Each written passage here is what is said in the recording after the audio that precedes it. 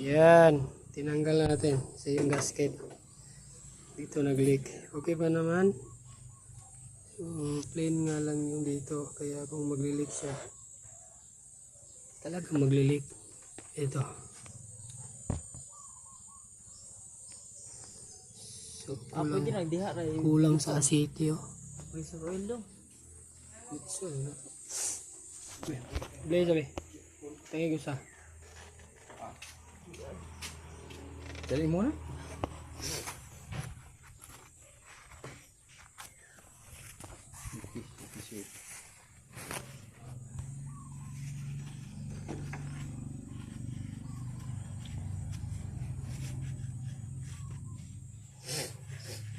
Nga palitan to og gasket. Hindi, ayun ang palitin siya. Gasket ulo ni mo na. Mas ito all na kay